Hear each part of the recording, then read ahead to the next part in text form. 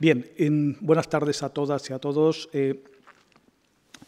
Vamos a hablar hoy, durante un ratito, sobre el desembarco de Normandía, sobre el día D, sobre la operación Overlord. Todos son más o menos términos similares en el contexto que nos movemos, pero vamos a intentar hacerlo desde un punto de vista que supere un poco el marco tradicional.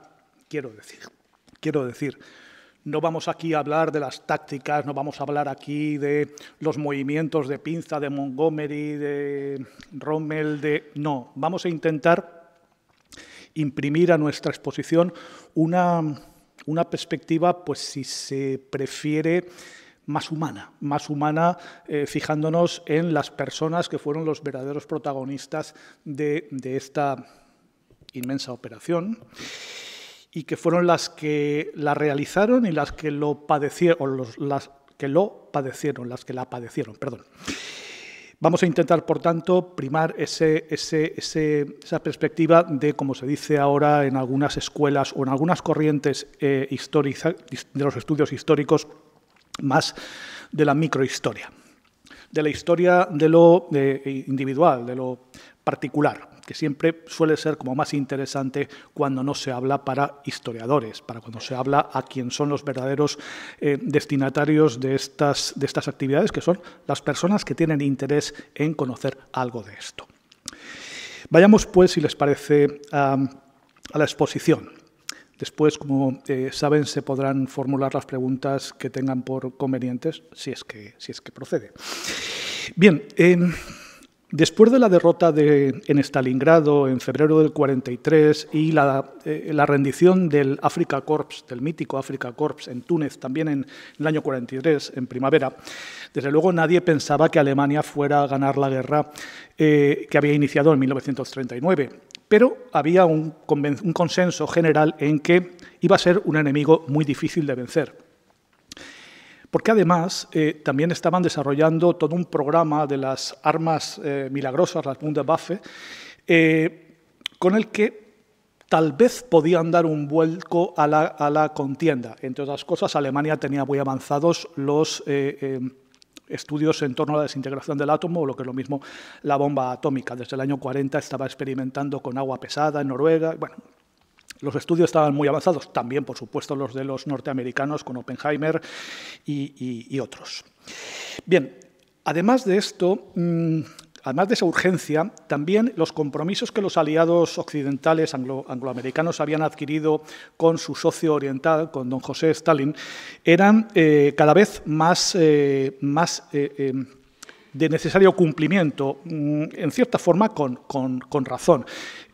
Stalin urgía a sus aliados a que abrieran un segundo frente en el occidente, en la parte de Francia, en la parte de los Países Bajos, a fin de liberar un poco la tremenda presión que sobre los rusos se estaba ejerciendo. Todo el esfuerzo bélico alemán estaba dirigido en Rusia, estaba centrado, en Rusia. En diversas cumbres que hubo en Washington, en Quebec, la Quadrant, la Trident, se estableció que se abriría ese segundo frente en la primavera del 44, y en la conferencia la cumbre, mejor dicho, de Washington en noviembre del 43, se estableció que se realizaría o que el desembarco se produciría en la costa de Normandía, que dista 500 kilómetros de la frontera más occidental del Tercer Reich. La operación, cuyo nombre en clave sería Overlord, es decir, el comandante general, estaría a cargo de Dwight Eisenhower, este señor que ven aquí hablando con los paracaidistas, que luego, como bien saben ustedes, sería presidente de los Estados Unidos, el primero que vendría, por cierto, a España en los años 50 y algo. Estaría auxiliado también Eisenhower por el eficaz y discreto Omar Bradley, uno de los mejores generales que hubo en la Segunda Guerra Mundial, y con el extravagante mariscal británico Sir Bernard Law Montgomery. supondría un esfuerzo logístico sin precedentes, porque había que convertir la isla de Gran Bretaña, con 200, no sé, creo que son 230.000 kilómetros cuadrados, en un inmenso campamento militar para 1.527.000 soldados estadounidenses que iban a trasladarse de un sitio a otro y que requerían mensualmente las cifras en esta operación son apabullantes. Yo, por supuesto, no pretendo ni muchísimo menos sepultarles con números, pero sí que hay algunas que tengo que nombrar. Requerían de 750.000 toneladas mensuales de suministros para mantener ese 1,5 millones de tropas que se situaban en Inglaterra, en Gran Bretaña. Bien, esta operación de desembarco que se pretendía hacer en Normandía para poner fin a la guerra, porque este era el objetivo, tenía algunos precedentes y algunos nos van a sonar porque se habla de precedentes principalmente españoles. Se dice, yo tengo mis dudas, que se inspira en la operación de la Armada Invencible en 1588, es decir, el fracasado desembarco español en las costas inglesas por parte de Felipe II y que, como saben, por los elementos, no he mandado mis tropas a luchar contra mis naves a luchar contra los elementos, pues no tuvo éxito. Sí que es cierto que se parece más al desembarco de Alhucemas. Desembarco de Alhucemas que se produjo en el año 1925, con el mando, o bajo el mando, de Miguel Primo de Rivera, que luego sería el dictador Primo de Rivera. Tiene similitudes muy grandes. Y, desde luego, donde sí que se inspira de una manera clara es, curiosamente, en los planes de desembarco en Motril, provincia de Granada, diseñados por el general valenciano Vicente Rojo Lluch, el jefe del Estado Mayor del Ejército Republicano, a fin de liberar el esfuerzo que los franquistas estaban realizando sobre Cataluña a finales de la guerra, a finales del año 38, noviembre, diciembre del 38, el general Rojo ideó un desembarco que, partiendo desde Cartagena, cargando tropas en Cartagena, haría una singladura no muy larga hasta la costa de Motril y allí desembarcaría en torno a 20.000-30.000 hombres en una costa que no estaba especialmente bien guarnecida. Con esto lograría incomodar a los franquistas y lo que pretendía la República era alargar la guerra hasta que estallara la Segunda Guerra Mundial y ahí ya ser ayudada todo lo que no lo había sido durante los 3 años de la guerra. Este desembarco pretendido, el llamado Plan P, no se llegó a realizar. Hay muchas tesis al respecto. La más verosímil de las que yo he podido consultar hablan de que no hubo un efectivo apoyo por parte de los asesores soviéticos a la República. Bien, designada Normandía, sorprende que fuera este el punto que se utilizó y no el paso de Calais, que dista unos 20-30 kilómetros de las blancas rocas de Dover, ¿no? Que era lo más próximo, porque Normandía está un poquito más lejano. ¿Por qué no se utilizó o por qué no se pretendió desembarcar en el paso de Calais? Pues fácil, porque ahí estaban acantonadas las principales unidades, las más potentes unidades alemanas, porque creían que se iba a producir ahí el desembarco. Los alemanes sabían que iba a haber un desembarco, era obvio, y entonces la cuestión era saber dónde se podía realizar el desembarco. Pero a fin de engañar a los alemanes, se montó toda una operación, la Operación Fortitude, con la que se les pretendía hacerles creer que efectivamente el desembarco iba a ser en la zona de Calais.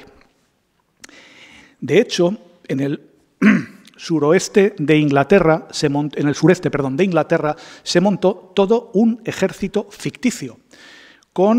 Se levantaron barracones, cuarteles. Se hicieron ejercicios tácticos de desembarco, de entrenamiento de desembarco. Se hicieron aviones de cartón, de madera. Se crearon una serie de carros de combate hinchables,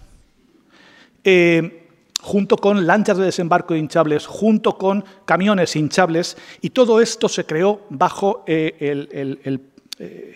la cobertura táctica del primer grupo de ejércitos norteamericanos al mando del general George Patton. Pero no solo, es que además en Escocia se montó toda una operación de lanzamiento de emisiones a fin de hacer creer a los escuchas alemanes que ahí se estaba acantonando otro ejército, el cuarto ejército británico, que iba a desembarcar como operación de distracción en Noruega. Toda esta misión que los alemanes, que Hitler creyó a pies juntillas, fue gracias a este señor. Este señor es Juan Pujol García, natural de Barcelona y nacido en 1912, el llamado Garbo por los americanos, por los aliados angloamericanos y Arabel por los alemanes. Él creó una red ficticia, no existía nada, de 27 agentes que suministraban datos a los alemanes. Era él, por cuenta de los servicios secretos británicos. Tan convincente fue que, ya digo, los alemanes pensaban que el desembarco iba a ser en Calais, hasta el punto que, pasados unos cuantos días del desembarco efectivo en Normandía, Hitler seguía pensando que era una operación de distracción.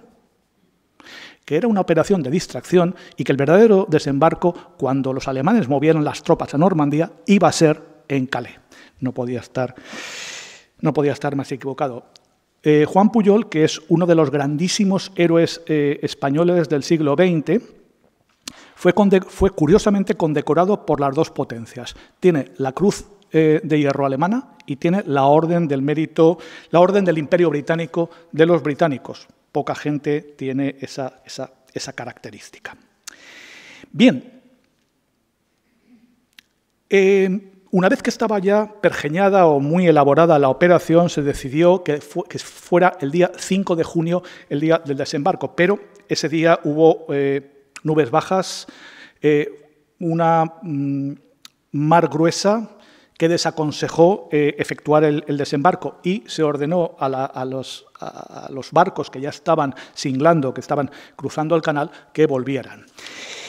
Finalmente fue el día 6 cuando se produjo el lanzamiento de la invasión, con la flota más grande que ha visto la humanidad.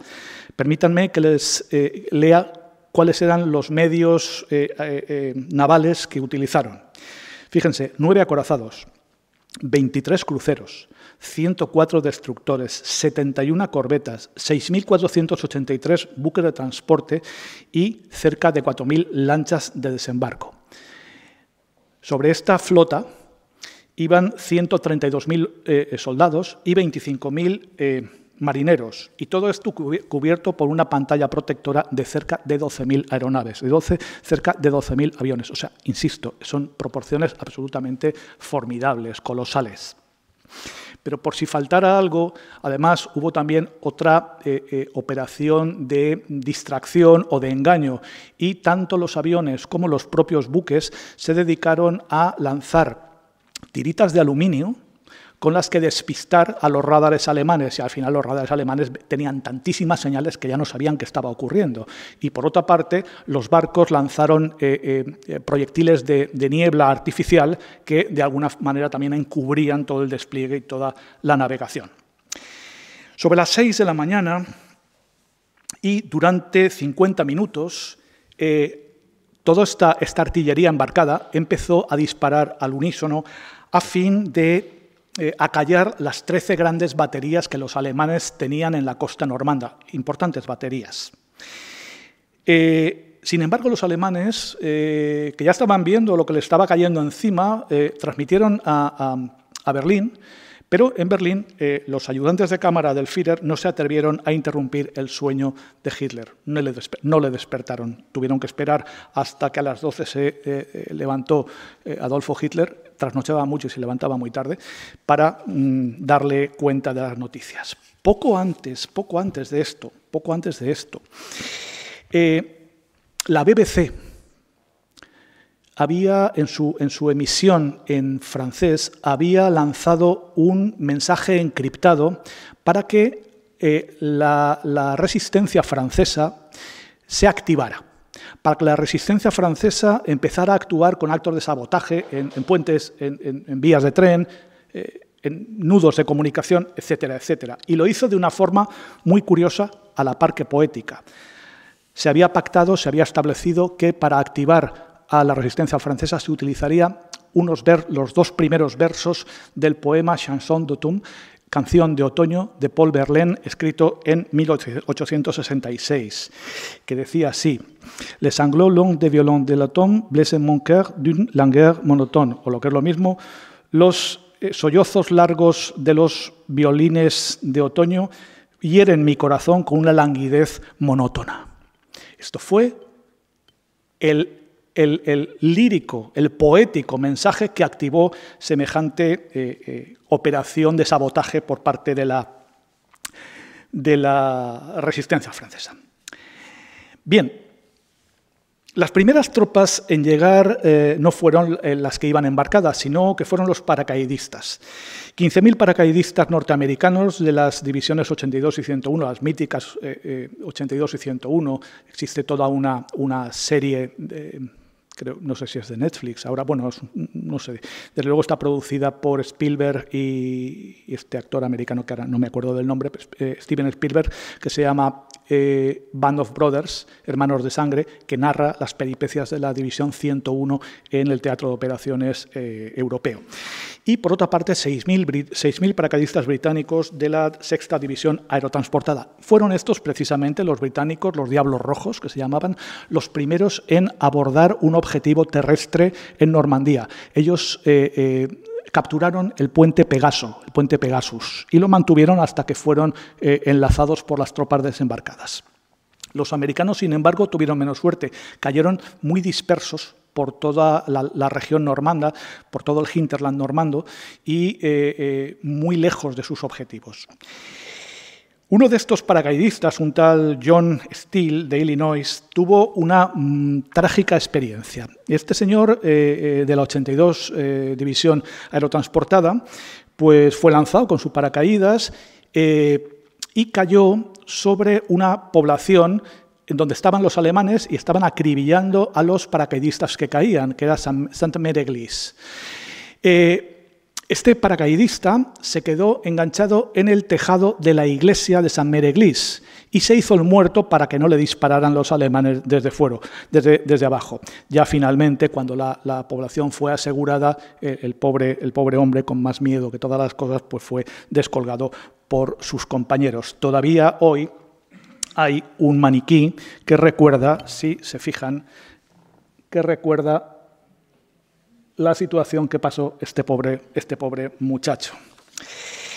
Bien, 2 horas estuve colgado el chaval. Por otra parte, a partir de las 6:30, la infantería empezó a desembarcar en las 5 playas en las que se había dividido la costa normanda en un centenar de kilómetros que separan prácticamente la desembocadura del río Orne hasta la península de Cotentin. Miren, aquí está la desembocadura del río Orne y la península de Cotentin empieza aquí. Esta es la zona de desembarco.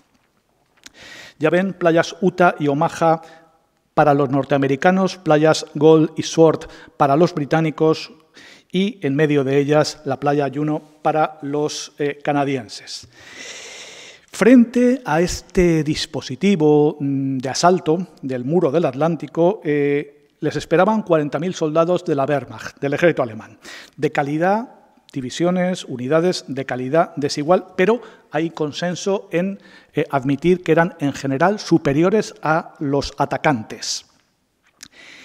Y lo hacían dentro de dispositivos, fortificaciones, búnkers muy bien diseñados por la organización y ejecutados por la famosa organización TOT, donde muchos republicanos españoles estuvieron realizando trabajos forzados a partir del año 40, perdón.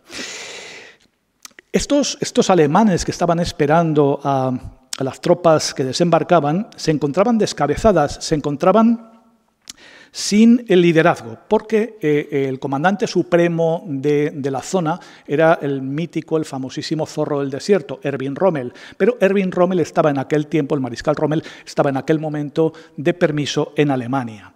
Y por otra parte, la mayoría de los comandantes de división alemanes estaban en unos ejercicios tácticos que se estaban celebrando en Rennes. Algunos, otros estaban en París en situaciones menos confesables, como era el general de una de las principales divisiones, que era la 21 División Panzer, que estaba en París, el general Edgar Feuchtinger, que estaba en París con su querida, con su amante. Bien, en todo caso, y pese al esfuerzo tremendo que los americanos e ingleses y canadienses, que siempre nos olvidamos, iban a realizar, a nadie se le ocultaba el riesgo de la operación. Fíjense que se trataba de basar en toda esta zona, situar a 130.000 hombres en prácticamente 100 kilómetros y 8 o 10 de profundidad, rodeados por todas partes del ejército alemán. A nadie se le ocultaba el riesgo de fracaso, y mucho menos se le ocultaba al comandante general, a Eisenhower, a Ike. Él, de hecho, tenía ya preparado un comunicado ante el hipotético y para él probable fracaso de la operación, que decía así: nuestro desembarco en la zona de Cherburgo, Le Havre, no ha logrado tomar posiciones y he retirado las tropas. Mi decisión de atacar en este momento el lugar se basó en la mejor información disponible. Las tropas aéreas y la Armada hicieron todo lo que su valentía y devoción al deber les permitieron.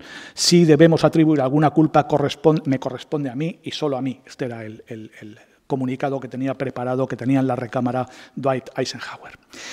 Bien. A partir de las 6:30 del 6 de junio, las tropas aliadas se dirigieron, por tanto, en barcazas de desembarco a las zonas designadas. 23.000 y 34.250 soldados estadounidenses en 24 oleadas en Utah y Omaha. En Gould y Sword, 24.970 y 28.845 respectivamente, ingleses, y canadienses, 21.400 en la playa Juno, ya digo, entre las dos, entre Gould y Sword, si lo ven. Aquí. Bien. Junto a canadienses, a británicos y a estadounidenses, habían muchos más nacionalidades presentes. Había polacos, noruegos, neerlandeses, checos, belgas. Y, cómo no, había también españoles, y en posiciones, como van a ver, no menores. Además del general Elwood Richard Quesada, que es este señor, y que estaba a cargo del 4º Mando Táctico Aéreo norteamericano, y era de padre español, este señor es el que se encargaba del apoyo cercano a las tropas, con cazabombarderos. Aparte también de los republicanos de la 9, la compañía que liberó París al mando del teniente Valenciano de Burriana, más exactamente, Amado Graney Mesado. Aparte de todo esto, también hubo 250 republicanos españoles encuadrados en la primera compañía española del Cuerpo de Pioneros Británicos, que son quienes se encargaron de construir o de montar este es Amado Graney, de montar los puertos Mulberry, puertos creados con bloques que se transportaron por mar, y se estableció uno en Arromanches, frente a la playa de Arromanches, que duró muy poco tiempo, hasta el día 12-14 de junio, porque una tempestad lo borró del mapa, pero durante el tiempo que duró fue muy importante porque estos puertos Mulberry permitieron desembarcar refuerzos y suministros. Se construyó con 230 bloques, pues la compañía que los ejecutó eran españoles. Ciertamente era un trabajo que no era de primera línea, no era de frente, no era de ataque, pero era muy importante porque era una materia logística, y es consensuado también el pensar que es el ejército que gana una guerra es aquel que tiene una mejor logística. Esto todos los historiadores militares están de acuerdo. Muy importante también fue la actuación de otro español, Manuel Otero Martínez, un joven nacido en el año 16 en Serra de Outos, en La Coruña, que tras luchar en la Guerra Civil, pues emigró a Estados Unidos y para adquirir la nacionalidad española, que era su pretensión, se enroló en el ejército americano y fue destinado a la primera división de infantería norteamericana, a la famosa Big Red One. Fue destinado a Inglaterra y fue uno de los primeros en desembarcar dentro del regimiento de infantería 116 en la playa, como les estábamos comentando, la playa Omaha. Según han narrado los que sobrevivieron a esta operación, dicen que este soldado, una vez llegó a la playa, fue uno de los primeros en ayudar a que su unidad, a su compañía, pudiera salir del infierno que se había convertido la playa. Pero nada más salir, cayó en un campo de minas, y cayó en el sentido literal porque murió junto con otros soldados.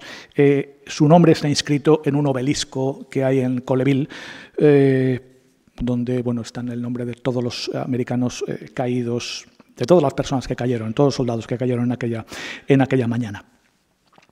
Posteriormente su cadáver fue repatriado a Serra de Outes, como les decía, en La Coruña en el año 48. Bien, con todo esto, incluso con el número de españoles, que no era una nación beligerante en aquel momento, sorprende en la escasa aportación, la modestísima cifra de franceses que tomaron parte en el día D. Recuérdense que iban a liberar Francia. Pues bien, 176 franceses dentro del comando Kiefer con 10 bajas, que tuvieron, 10 bajas durante ese día. Es verdad que una semana después empezó a desembarcar la primera gran unidad francesa, que es la segunda división blindada del general Leclerc, donde estaban, vuelvo a decir, los republicanos de la Compañía 9, que solo ellos merecen una serie de conferencias. No hay duda de que Omaha fue donde se libraron las, como estamos diciendo, las luchas más cruentas. Verán, es que a los problemas que puede ser para cualquier ejército que viene del mar y cae sobre una playa y se enfrenta a los que están parapetados delante, hay que añadir una serie de problemas adicionales. La playa Omaha está dominada en su parte occidental por un promontorio, que es este que vemos aquí, que se llama Pointe d'Oc. Ahí los alemanes tenían un observatorio de artillería y unas baterías que pueden ver, todavía se ven ahí, festoneadas si se fijan, de cráteres de las bombas que les cayeron encima. Ahí tenían cañones de 155 milímetros, cañones artillería naval, capturada a los franceses, que, hombre, no digo yo que pudieran derrotar a la flota de invasión, pero les podían hacer un daño tremendo. Y claro, era un oteadero perfecto para contra los soldados que estaban desembarcados. Es que además también el bombardeo, tanto naval como aéreo, fue un poquito desastroso, en el sentido que no logró desbaratar algunos de los 200.000 obstáculos que Rommel había dispuesto en la playa. Y por si faltaba algo, los tanques que tenían que servir de apoyo tardaron en llegar. En la magnífica película Salvar al soldado Ryan, cuando están llegando en la playa y están allí luchando y protegiéndose detrás de las aspas y de los caballos de Frisia, esos que puso Rommel, hay un oficial que pregunta, ¿y los tanques? Precisamente eran lo que esperaban para poder salir de la playa, y esos tanques no llegaron, sí llegaron tarde. Pero es que además, al producirse el asalto anfibio a primeras horas de la mañana, casi de madrugada, como quien dice, existiendo bajamar, quedaba a descubierto una playa anchísima de casi 400 metros que dirigía directamente a las posiciones alemanas. Con lo cual era difícil que cuando los alemanes disparaban morteros, cañones anticarro o ametralladoras no dieran en carne humana. Es en esta playa también donde Robert Capa, el magistral fotógrafo, disparó sus 11 míticas, las 11 míticas fotos que se han conservado sobre el desembarco en Normandía y que son ya un testimonio pues, de carácter histórico. Y es también en esta playa, como les he avanzado antes, la que de alguna manera recrea Steven Spielberg en su película Salvar al soldado Ryan, basándose además en la tragedia que les pasó a los 4 hermanos Nealon. En la película Ryan, en la realidad, fueron los hermanos Nealon, que eran del estado de Nueva York, de un pueblecito de padres de agricultores del estado de Nueva York, que se alistaron todos, eran irlandeses. Estos 2 cayeron, este se creía que había caído, pero al final fue capturado por los japoneses en Birmania y sobrevivió, y este fue el que es recreado en la película. El soldado Ryan es este, Frederick Nealon.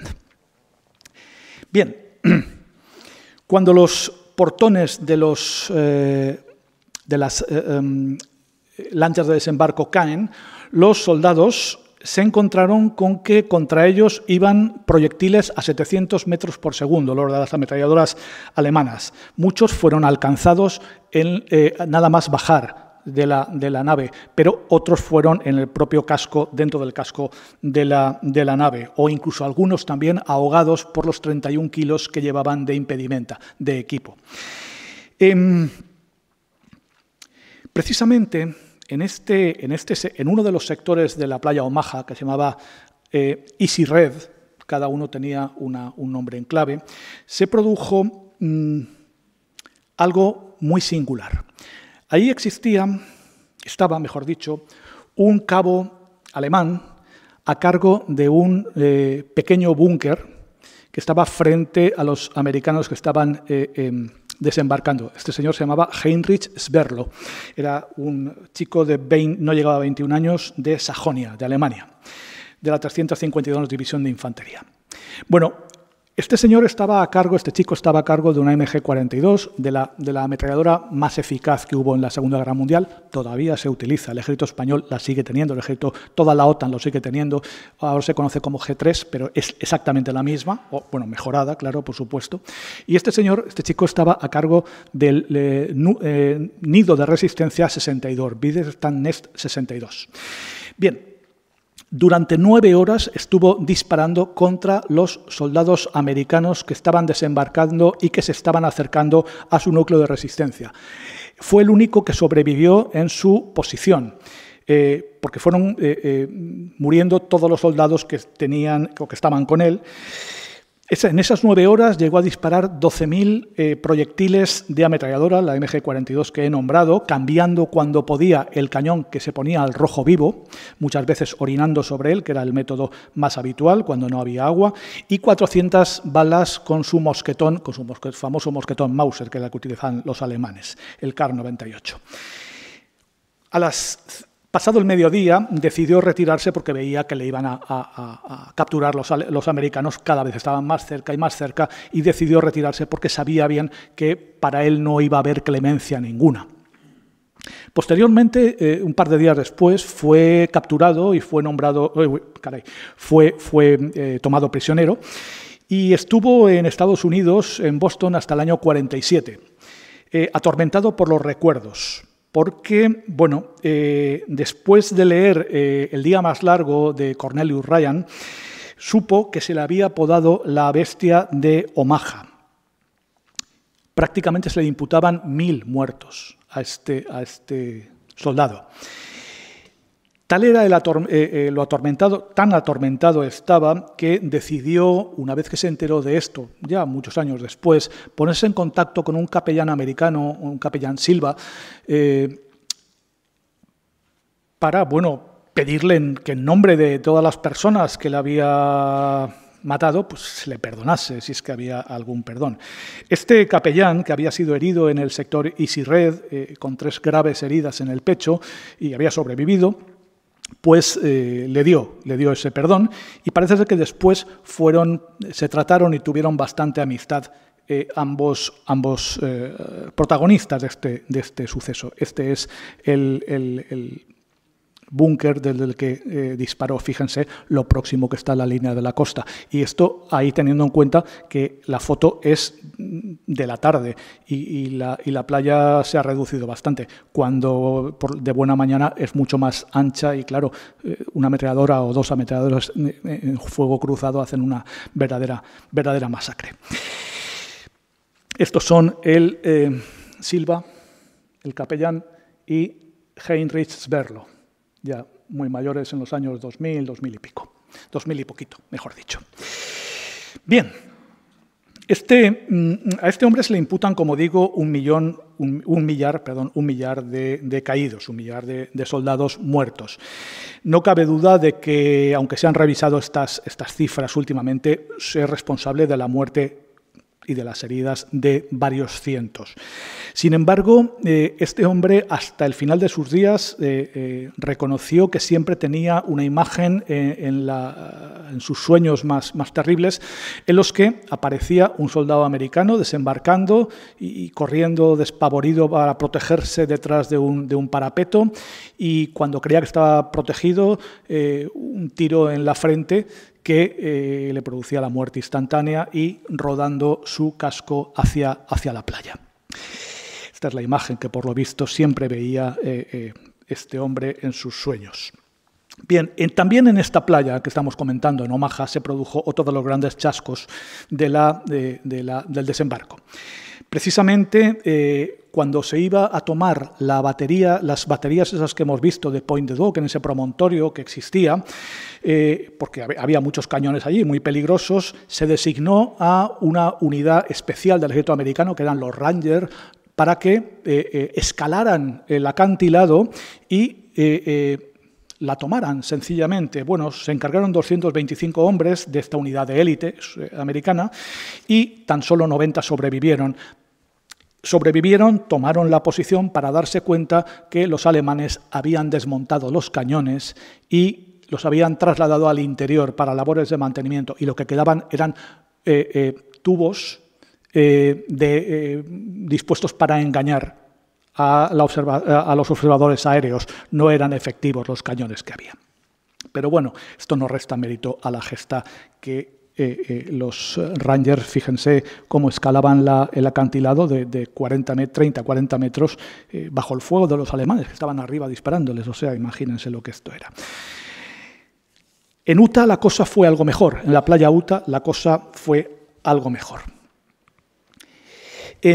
A un coste de 257 hombres muertos o desaparecidos, bueno, pues los americanos por la noche lograron avanzar 9 kilómetros, véanlo ahí, y enlazar con los paracaidistas.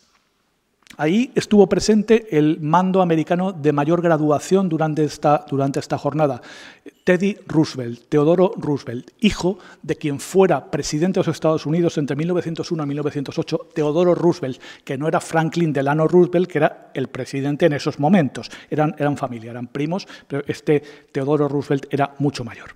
Este general de brigada murió un mes después del desembarco. También fue relativamente bien, si se fijan, con Gold y Juno, con las playas Gold y Juno, que consiguieron enlazar y crear una zona de 20 kilómetros de largo y 8-10 kilómetros en el interior, y además tomar de madrugada la ciudad de Vallée. La ciudad de Vallée, una muy bonita ciudad medieval,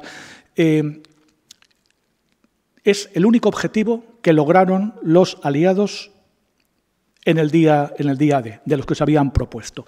Se habían propuesto tomar la ciudad de Caen, la ciudad de Vallée, la ciudad de Isigny, que está por aquí, Carentan, que está aquí, y la carretera que une Vallée con Caen. Esos eran los objetivos estratégicos propuestos, pues solamente Valle la pudieron tomar.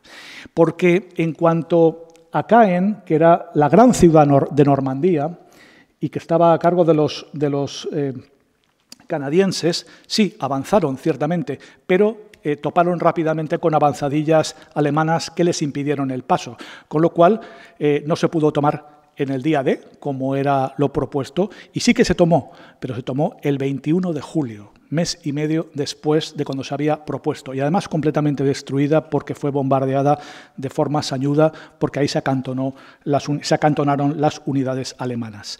Fue bombardeada, ya digo, de una forma brutal. Y si hablamos de bombardeos, no olvidemos, y dado que estamos priorizando el elemento humano, que durante los bombardeos previos a las operaciones y los que se llevaron a efecto durante el propio día D, murieron 20.000 ciudadanos franceses, porque hubo una gigantesca campaña previa de destrucción de infraestructuras que pudieran ser útiles a los alemanes para contrarrestar el desembarco. No solo en la zona de desembarco, en la zona de Normandía, sino sobre todo en la zona del paso de Calais, que, como les he dicho antes, era el objetivo con el que pretendían engañar a los alemanes. Bien, al final del día, mejor dicho, a mediodía ya eran 59.500 los soldados aliados desembarcados. Y al final del día eran 132.000. Imagínense el esfuerzo logístico que esto conlleva. Y si hablamos de esfuerzos, también hay que pensar en el derroche de ingenio que tuvieron que hacer sobre todo los angloamericanos, justo es decirlo. Tuvieron que crear una serie de carros de combate de propósitos o con propósitos especiales, adosándoles a su estructura una serie de dispositivos con los que, pues, unas cadenas que servían para hacer explotar las minas, lanzallamas o una serie de lanzaderas de morteros de 350 milímetros, que eran los llamados Fannies del general Hobart. Fannies en inglés significa los simpáticos, los divertidos.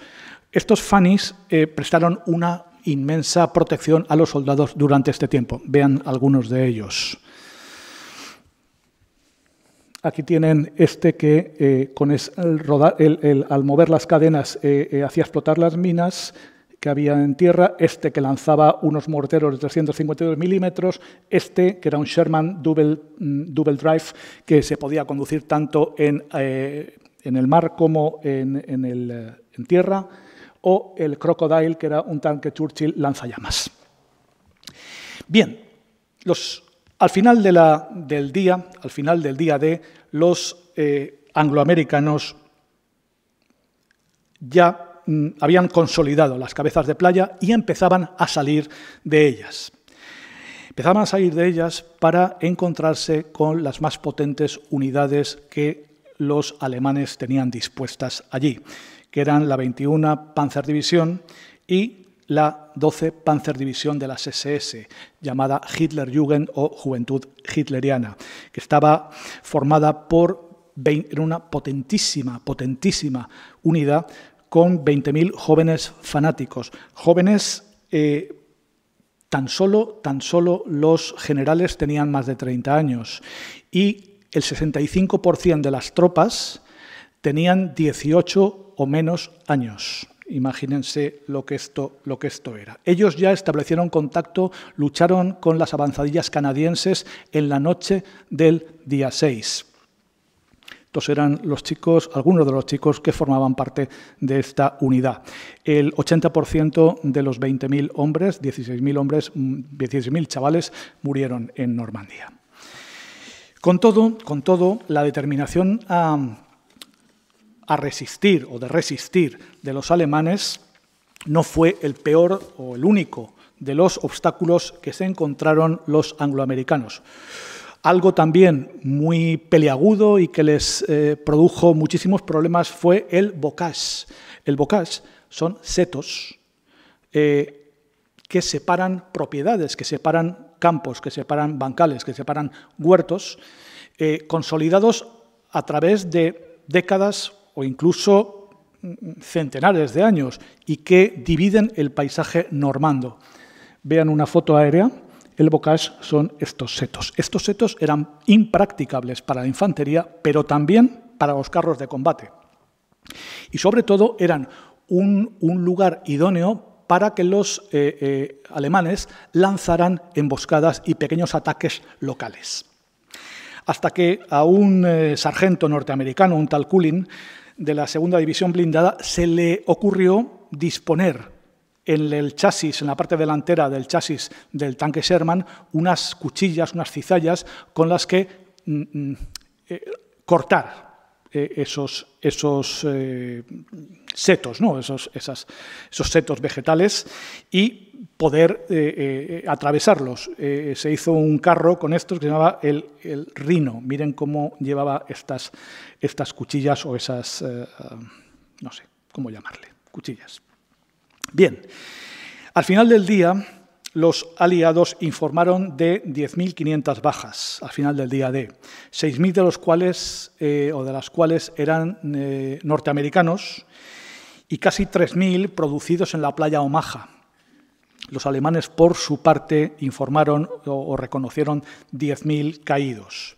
Pero la batalla de Normandía aún iba a durar mucho más.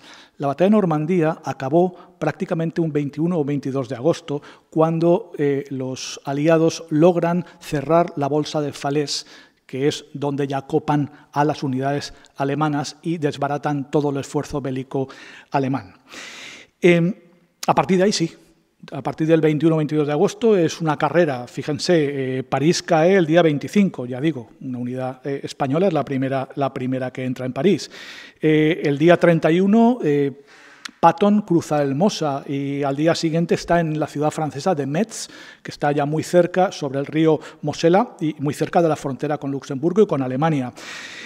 A Bruselas llegan los ingleses el día 3 de septiembre, tras avanzar en un solo día 120 kilómetros, prácticamente sin oposición.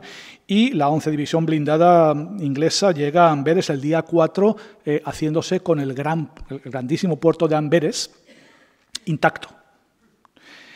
Es decir, fíjense, en prácticamente 10 días llegan desde la costa normanda o desde dentro del hinterland normando hasta la frontera alemana y hasta Amberes. En tan solo 10 días. Sin embargo, desde la playa de Normandía hasta la ciudad de Falaise o la ciudad de Argentan, que hay unos 40 kilómetros, les había costado a los angloamericanos 2 meses y medio. Fíjense lo que hubo en la batalla de Normandía, que fue la que se produjo a continuación del día D. Pero el coste en tiempo no fue lo peor, ni mucho menos. El coste humano fue, por supuesto, lo peor. Miren, 209.000 bajas de los aliados, de los cuales 36.976 fueron muertos, 16.000 británicos, más de 20.000 norteamericanos. Y unos 28.000 aviadores caídos en las operaciones previas y en el propio día D. Al respecto, fíjense de qué magnitudes estamos hablando. Pero todavía fue mucho peor, ya acabando, para el ejército alemán, para la Wehrmacht. La Wehrmacht perdió 40 divisiones en Normandía, o lo que es lo mismo, 450.000 hombres, 240.000 de los cuales fueron muertos o heridos, los otros fueron prisioneros. Y lo peor para los alemanes era que esas bajas no podían ser reemplazadas, no podían ser respuestas, dado el agotamiento demográfico que estaba llegando a Alemania al final del 44. Los historiadores militares convienen, los que han estudiado en profundidad las operaciones del día D y subsiguientes, que el principal problema de los aliados radicó en que habían estudiado bien los problemas asociados a la llegada a tierra firme, pero no tanto lo que iba a ocurrir después de poner el pie en tierra firme, es decir, qué iba a pasar en los días siguientes a haber consolidado la cabeza de playa. Sin embargo, y aunque esto pueda ser cierto, el principal problema que tuvieron los angloamericanos o los aliados no fue ese, sino la diferencia de capacidades combativas entre uno y otro ejército, entre el ejército asaltante y el ejército que defendía las costas. Y es que en Normandía, en palabras del gran historiador británico, historiador militar Max Hastings, los aliados se enfrentaron al mejor ejército de la guerra, uno de los más sublimes que haya visto el mundo, y más allá de que el régimen que defendieran fuera de los más abyectos, de los más repugnantes de todos los tiempos. Esta superioridad se muestra en todos los ámbitos, en las capacidades tácticas, en la capacidad de liderazgo de sus oficiales y sobre todo de sus suboficiales, en la potencia local de fuego y en una serie de cuestiones de índole militar que a nosotros tampoco nos interesan especialmente. Fíjense, los carros de combate alemanes son prácticamente carros casi modernos, contemporáneos. Entonces, claro, nos preguntaremos cómo, si era mejor el ejército alemán, era superior, cómo finalmente la victoria cayó del lado de los angloamericanos.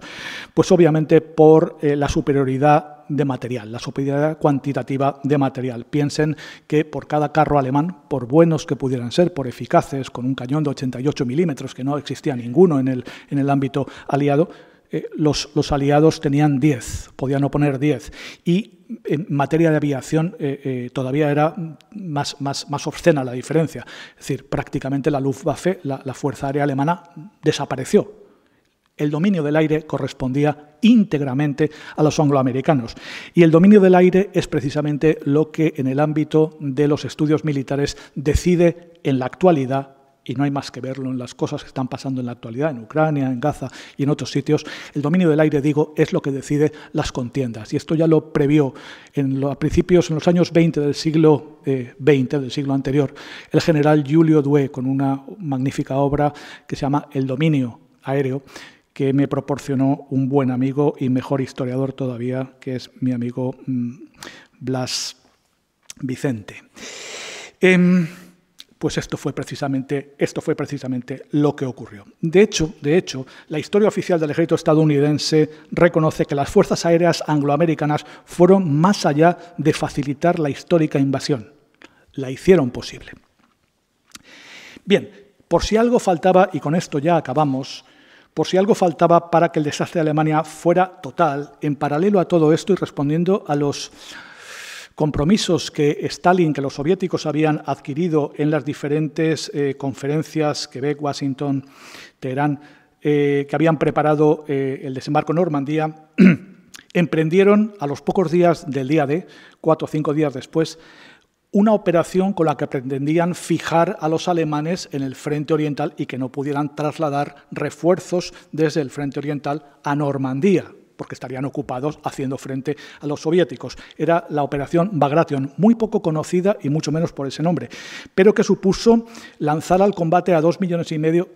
Hablamos de cantidades que cuando se hablan del frente oriental ya son brutales, de millones de hombres. 2,5 millones contra los alemanes, que eran prácticamente 1.200.000 hombres, y que en cuestión de mes y medio empujó a los alemanes 500 kilómetros desde Bielorrusia, Minsk, hasta los barrios orientales de Varsovia, en Polonia. Esto supuso que los soviéticos capturasen Bielorrusia, capturasen parte de Ucrania y parte también, toda Lituania y parte de Polonia, el sur y el este de Polonia. Para los alemanes tuvo un coste de 400.000 muertos. Se trata de la peor de las derrotas que Alemania ha tenido a lo largo de su historia. Miren, esto fue el desfile que se celebró en Moscú a los pocos días de acabar la ofensiva Bagration, y es muy curioso.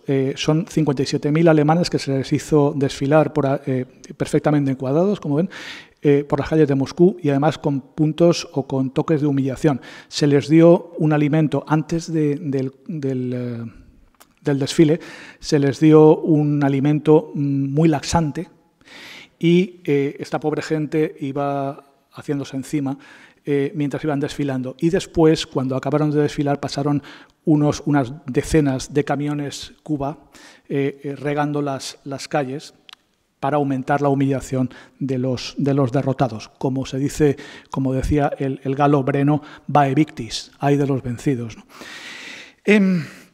Bien, esta terrible tenaza de acero y de fuego que se cernió sobre Alemania en el segundo semestre del 44 hacía presagiar que la guerra no iba a durar mucho más allá de la Navidad de este año 44. Sin embargo, aún se demoró 5 meses más, e infligiendo a Alemania severas derrotas a los angloamericanos y a los propios rusos.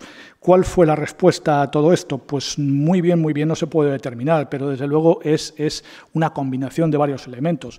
El fanatismo, la abnegación, la determinación, la disciplina e incluso el miedo, porque ya los alemanes sabían que lo tenían todo perdido. Y por ahí irían las cosas. Permítanme que una vez que hemos acabado con todo esto, pongamos un toque lírico a esta exposición con el recuerdo del famoso mensaje Verlaine, que es el que provocó el inicio de las operaciones del día D, del 6 de junio de 1944, que fue el inicio del fin del Tercer Reich. Les sanglots de violon de l'automne blessent mon cœur d'une langueur monotone. Los sollozos largos de los violines de otoño hieren mi corazón con su languidez monótona. Y bien, esto ha sido todo y espero que les haya agradado.